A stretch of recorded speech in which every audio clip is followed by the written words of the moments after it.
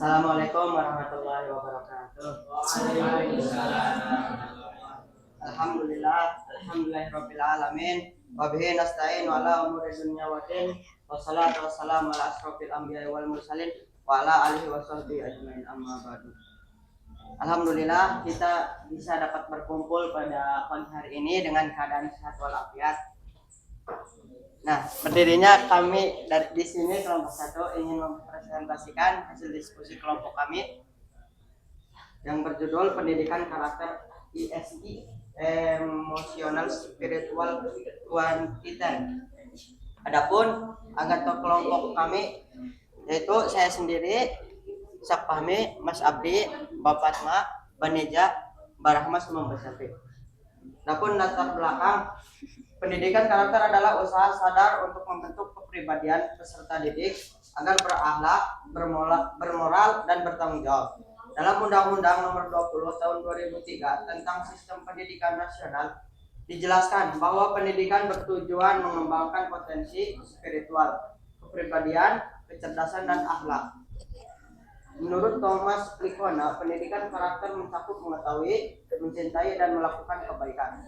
Secara umum, pendidikan karakter bertujuan membentuk generasi unggul yang berakhlak mulia dan berlandaskan nilai iman serta Pancasila. Pendidikan karakter ESG, Emotional Spiritual Quotient, adalah metode pembangunan karakter yang mengintegrasikan kecerdasan emosional dan kecerdasan spiritual untuk menyeimbangkan IQ dan EQ dan SI dalam diri manusia. Konsep ini menekankan bahwa kecerdasan intelektual saja tidak cukup, tetapi harus disertai dengan akhlak, integritas, dan kesadaran spiritual. Untuk materi yang selanjutnya yaitu tokoh penggagas ISG yang akan disampaikan oleh Bapak Fatma. Waktu dan tempat saya persilakan. Untuk tokoh penggagas ESQ adalah Ari Ginanjar Agustian, seorang motivator dan trainer kepemimpinan berbasis spiritual asal Indonesia. Beliau mendirikan ESQ Leadership Center pada tanggal 16 Mei 2000 sebagai pusat pelatihan karakter dan kepemimpinan. Pemikirannya dipublikasikan melalui buku bestseller yang berjudul Rahasia Sukses Membangun Kecerdasan Emosional dan Spiritual pada tahun 2001. Melalui karyanya dan pelatihannya, Ari Ginanjar dikenal sebagai tokoh pendidikan karakter yang menekankan pentingnya integrasi nilai spiritual dalam kehidupan profesional dan sosial. Oke, kemudian sejarah kemunculan konsep ESQ. Konsep ini lahir pada tahun 1990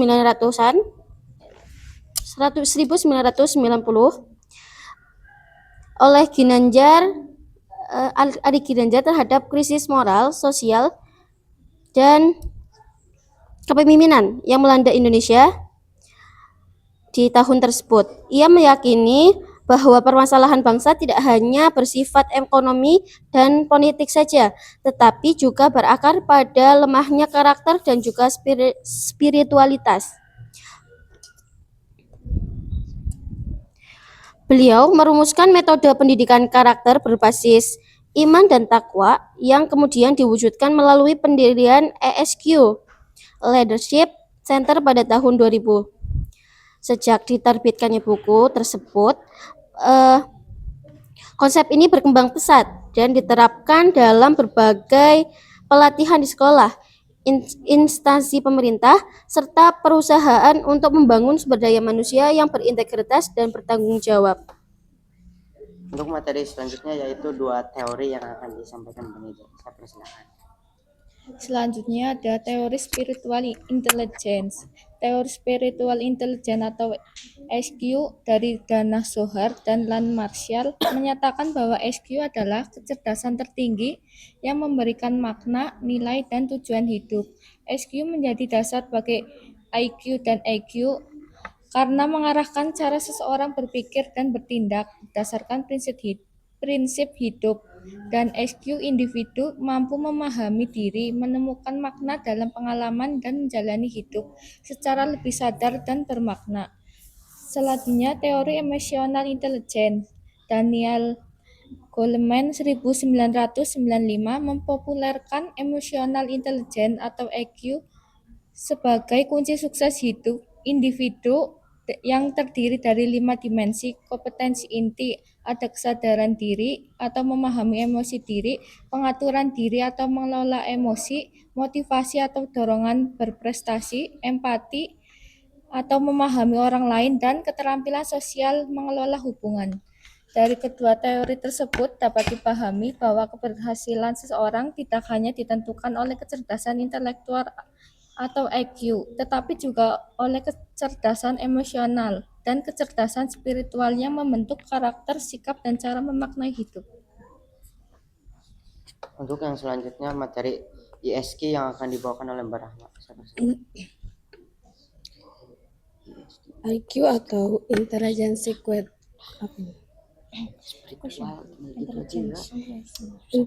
question. IQ adalah kemampuan seseorang dalam berpikir secara abstrak, menalar secara logis, serta memecahkan masalah dengan menggunakan simbol verbal dan pengalaman hidup. Istilah ini berkaitan dengan intelektual, yaitu kemampuan berpikir dan bertindak secara efektif. Secara umum, intelektual merujuk pada kemampuan mengelola ide, gagasan, ilmu, pengetahuan, serta menyelesaikan berbagai persoalan kehidupan.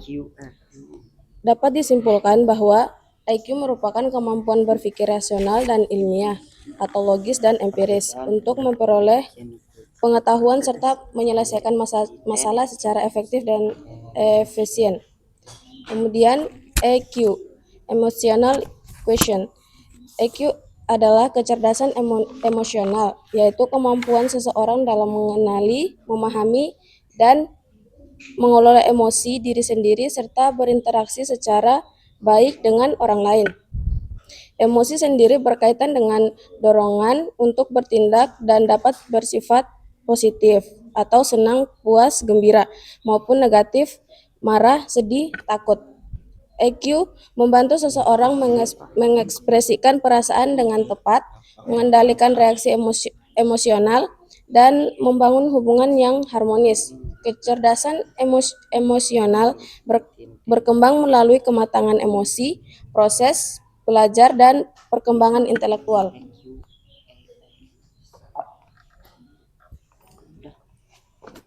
Untuk selanjutnya yaitu materi perbedaan yang akan dibawakan oleh Mbak Salti. Silakan. SQ atau spiritual quotient. SQ adalah kecerdasan spiritual, yaitu kemampuan yang berkaitan dengan nilai-nilai rohani, makna hidup, dan hubungan manusia dengan Tuhan. Spiritual berarti sesuatu yang bersifat kejiwaan, suci dan mendasar dalam diri manusia yang memberi arah, tujuan, serta kehidupan, makna kehidupan. SQ merupakan aktualisasi fitrah manusia sebagai makhluk Tuhan. Kecerdasan ini tumbuh dari kesucian jiwa, ketulusan hati, kesadaran akan kekuatan yang lebih tinggi. Dengan SQ yang baik, seseorang mampu menjalani hidup sesuai dengan nilai moral, etika, dan tujuan penciptaannya. Perbedaan EQ dan SQ yaitu yang pertama yaitu EQ, intelligence quotient, kecerdasan otak atau logika, berkaitan dengan kemampuan berpikir, menghitung, menganalisis, dan memecahkan masalah. Contohnya seperti cepat memahami pelajaran matematika, logis saat debat, mudah menangkap pelajaran, jadi lebih tangkapan. Lalu yang kedua yaitu EQ, emotional quotient, kecerdasan emosi, kemampuan mengenali, mengontrol, dan mengelola emosi diri sendiri serta memahami perasaan orang lain. Contoh, tidak gampang marah, bisa kerjasama, empati ke teman.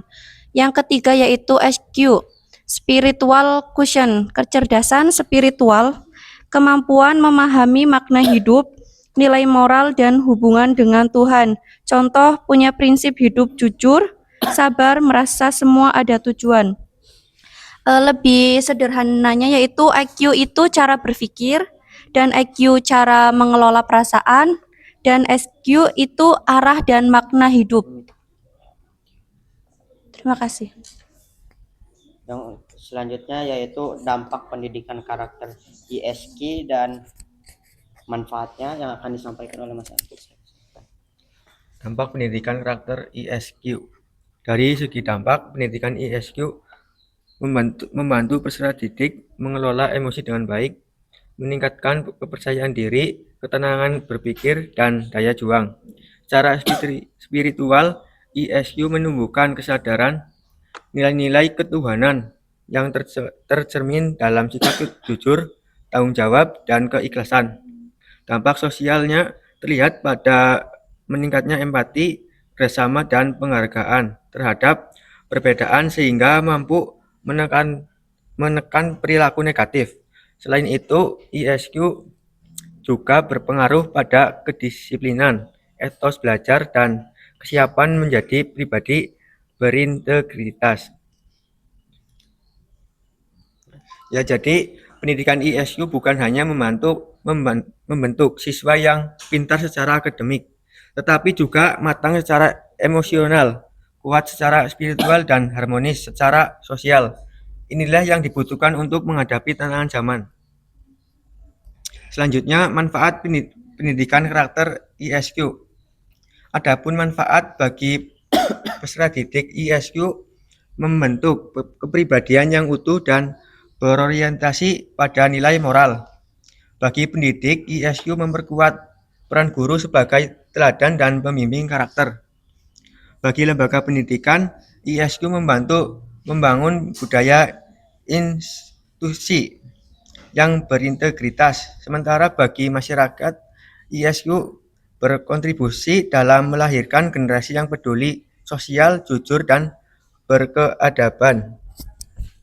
Ya, dari materi yang telah disampaikan oleh pemateri yang sebelumnya dapat disimpulkan pendidikan karakter ISQ atau Emotional Spiritual Quotient adalah metode pembentukan karakter yang mengintegrasikan IQ agar manusia tidak hanya cerdas secara intelektual, tapi juga matang secara emosional dan kuat secara spiritual. Konsep yang digagas oleh Ari Ginanjar Agustian ini menekankan bahwa kesuksesan sejati lahir dari keseimbangan akal, emosi, dan nilai ketuhanan. Melalui pendekatan berbasis iman, rukun Islam, dan rukun iman, ISQ membentuk pribadi yang berakhlak, berintegritas, bertanggung jawab, serta memiliki kepedulian sosial. Dampaknya tidak hanya pada individu, tapi juga pada lingkungan pendidikan dan masyarakat secara luas dalam menciptakan generasi yang berkarakter dan beradab. Ya, mungkin presentasi dari kami sekian. Dari teman-teman ada yang perlu dipertanyakan atau didiskusikan, dipersilakan. Pertanyaannya adalah tolong contohkan untuk metode pembelajaran yang menerapkan SQ di sekolah maupun di lembaga pendidikan lainnya. Kemudian bentuk kesuksesan atau keberhasilan dari pendidikan SQ itu apa? Nah, jika salah satu dari SQ ini tidak hilang, nah itu dampaknya bagaimana? Mungkin bisa dijelaskan sesuai dengan konteks pendidikan. Terima kasih Mas Farid. Pertanyaannya tertulis Kak? Pertanyaan tertulis apa enggak?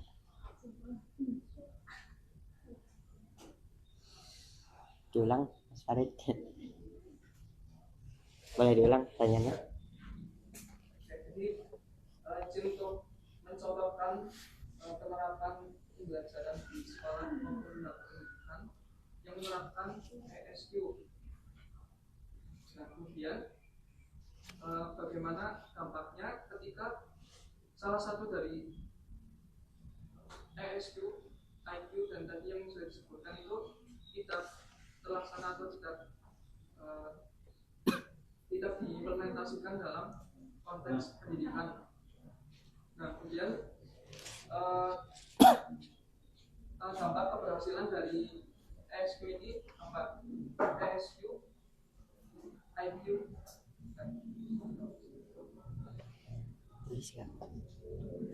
Ya, terima kasih Mas Farid untuk pertanyaannya. Dari yang lain masih ada yang mau bertanya? Pak, udah cukup. Ya, pertanyaan dari Mas Farid akan dijawab oleh Mas Selvi. Mas Selvi, silakan.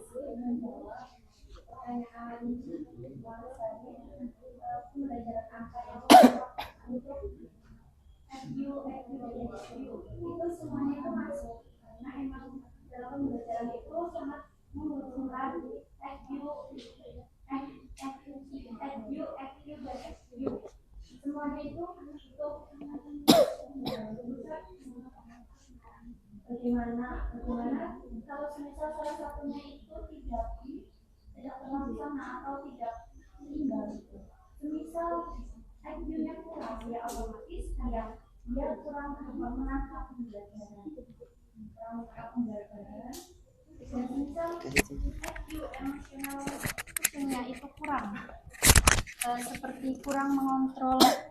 seperti kurang mengontrol diri.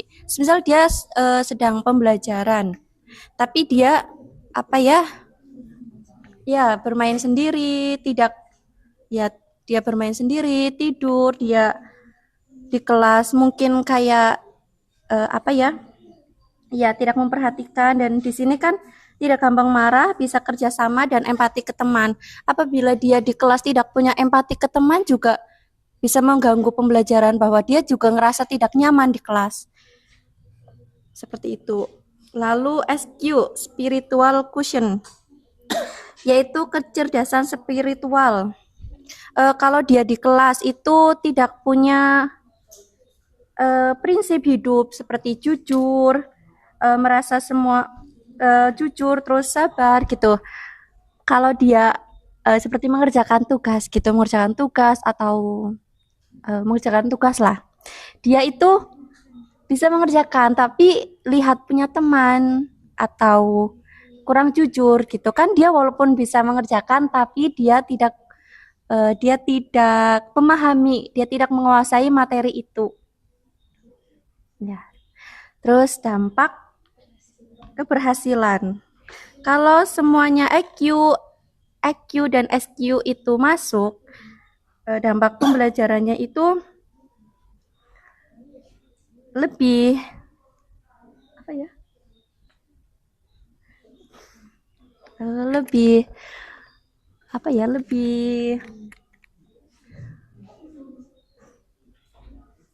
untuk mencapainya itu lebih gampang. Jadi misal kayak 100% gitu, 100%.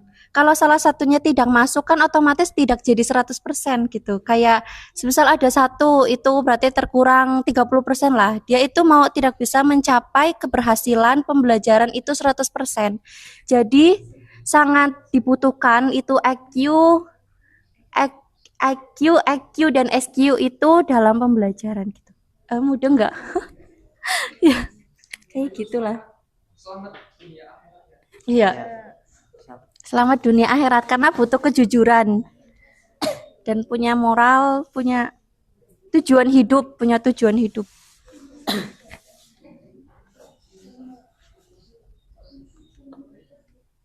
Gimana Mas Farid? Apakah ada tambahan?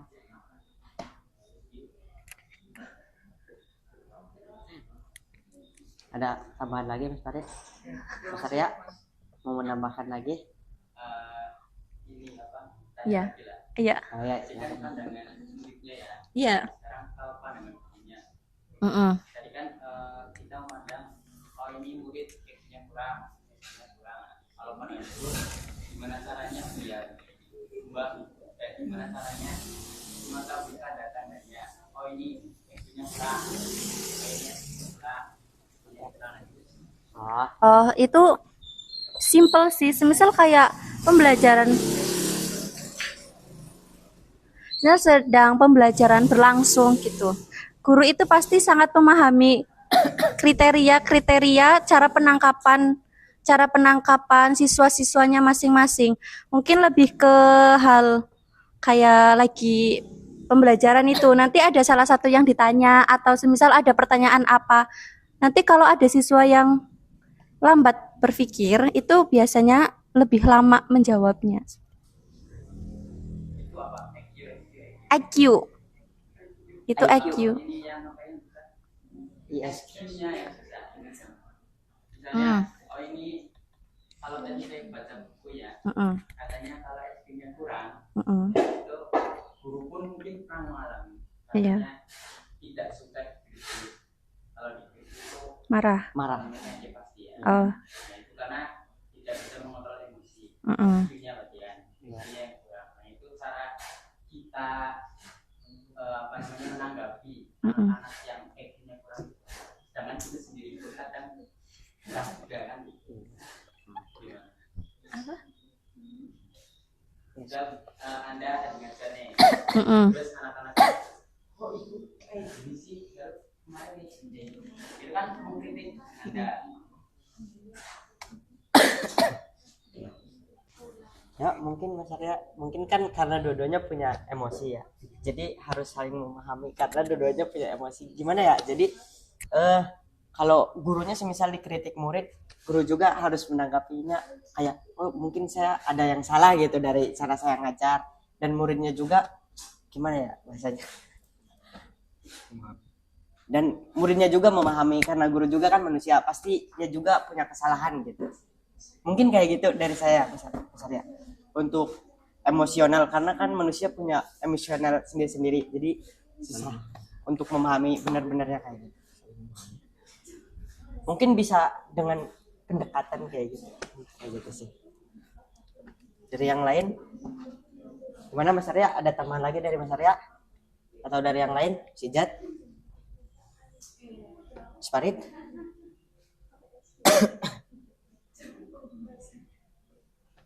Itu Mas kubu kanan. Oh ya, kubu kanan Mas Imam, mana ada tambahan lain Mas Imam? Mas Awan? Gimana? Mas Nandi? Kubu kanan nggak ada nih, aduh. Bapak nih?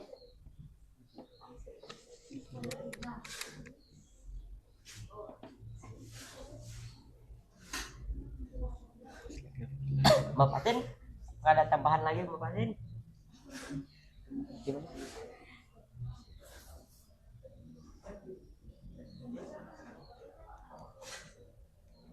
Gimana Mas Arya?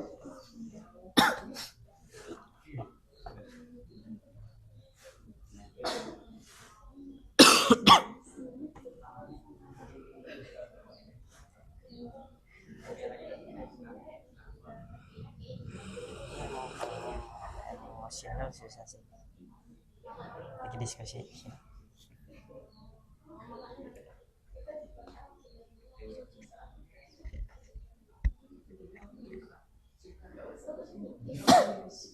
Mas ya, perlu menambahkan lagi? Silakan. Belum? Silakan, Bapak nih mau menambahkan lagi. Mbak Tun, Mas Farid, Mas Usman. Cukup? Udah cukup?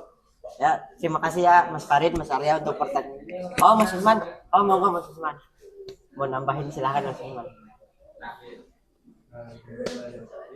Izin bertanya apa menambahkan Mas Usman? Bertanya. Oh, silakan. Ya, silakan. Pematerinya banyak, ini siap menjawab.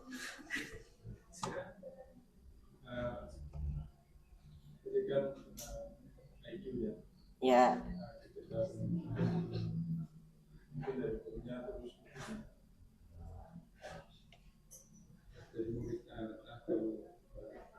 Gimana kalau dari teman-teman bikin guru, contohnya guru terus mengajar situ dia teman-temannya terus mengajar terus di situ dari kalian menjadi guru memberikan tugas misalnya di dua sekolah begitu. Nah di situ ada teman-teman yang mungkin kurang pintar lah. Oh, IQ-nya kurang. IQ-nya kurang ya. Nah di situ bagaimana teman-teman supaya Mengatasinya. semangat terus termotivasi bisa tanya.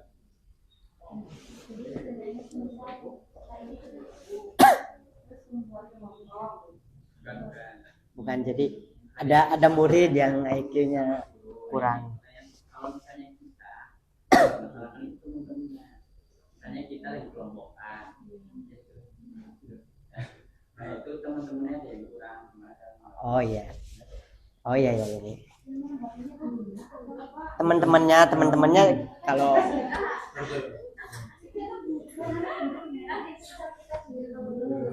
oh iya. Farid gimana pendapat Farid soal pulang?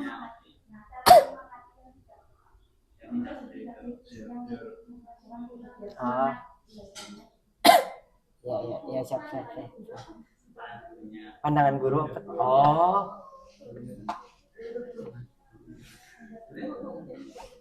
Ya, meneja. Enggak, jawab.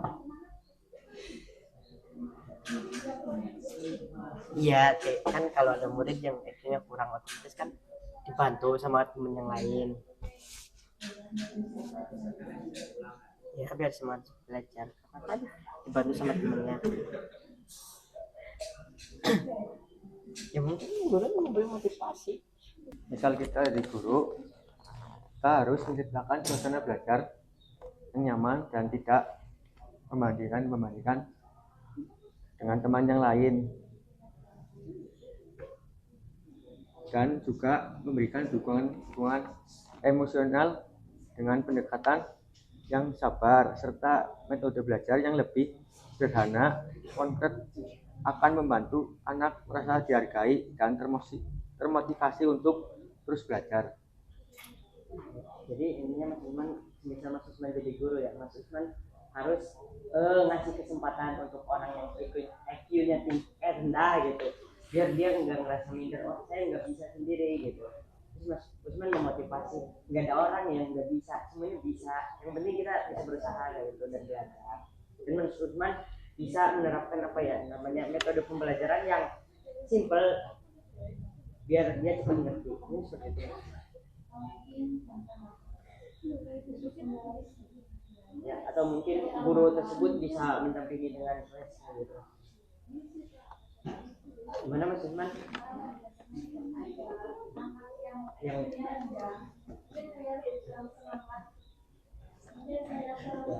intinya pada dasarnya nggak ada yang bodoh Mas Usman. Cuma beda pengetahuan aja. Gimana Mas Usman? Udah cukup? Mas Farid.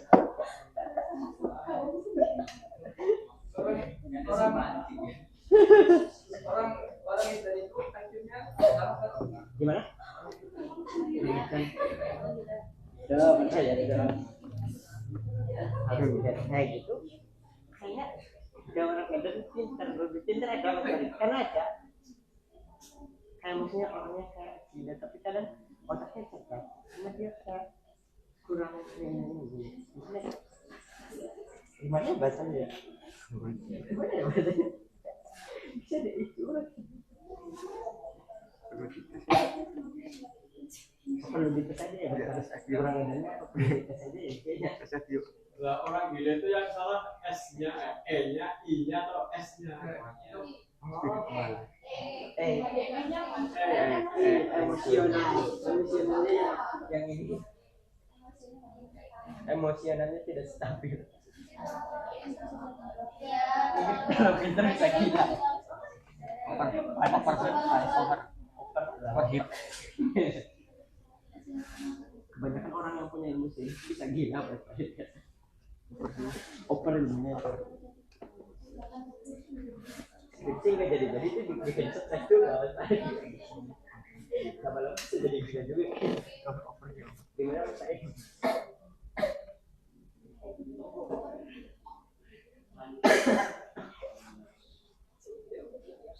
Kalau dari pendapat Mas Farid sendiri gimana itu IQ orangnya?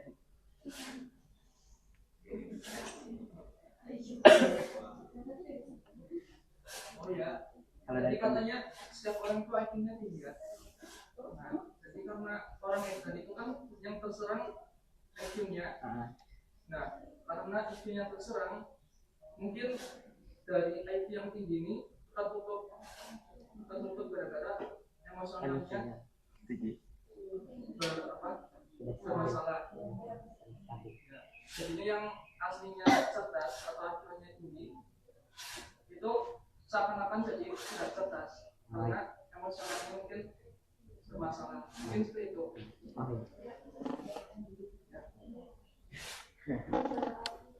Ya, cukup ya, Mas Farid. Terima kasih ya untuk pertanyaannya. Mohon maaf bila dari jawaban kelompok kami kurang memuaskan.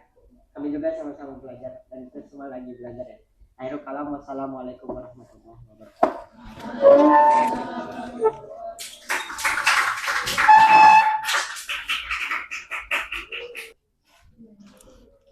Tadi orang gila tuh S-nya atau E-nya yang E ya? E apa S?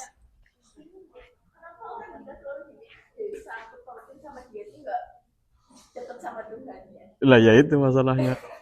Coba kalau di IE gimana? Orang gila itu coba Mbak browsing. Yang bermasalah itu S-nya atau E-nya? Saya ragu-ragu loh, saya ragu-ragu coba. Beneran nggak? Orang gila itu di antara tiga itu ya I, E, dan S. Ada pengantarnya di antara tiga aspek ya, intelektual, emosional, dan spiritual. Nah, pertanyaannya orang gila itu permasalahannya di mana? Tergantung orang gilanya. Iya kan orang gila kan beda-beda, ada yang cuma stres, ada yang gila banget, ada yang edan. Kan itu beda banget beda. Jawabannya begitu? Iya. Jawabannya gimana? Tergantung apa yang dimaksud dengan orang gila. Orang gila secara istilah, secara ilmiah kan ODGJ itu orang dalam gangguan jiwa. Ya. Berarti IQ-nya tidak terlalu rendah, IQ-nya normal, bahkan tinggi. Terus? Karena bukan gangguan kecerdasan. Iya, terus? Yang terganggu itu IQ-nya karena sulit mengelola emosi. Ya. Emosi bisa meledak-ledak, tumpul dan tidak sesuai situasi. IQ tidak otomatis rendah, ada yang spiritualnya baik, rajin ibadah, punya kepekaan hidup. Tapi pada kondisi tertentu. Kesimpulannya yang lebih terganggu IQ, Pak. E ya. Berarti orang gila itu susah mengontrol emosinya ya. Ada yang pernah gila nggak? Alhamdulillah nggak ada ya.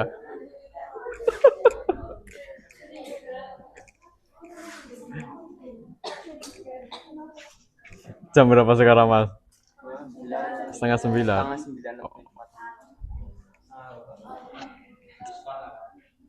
Ada lagi yang mau dibahas nggak? Nggak ada. Ya sudah berarti. Terima kasih.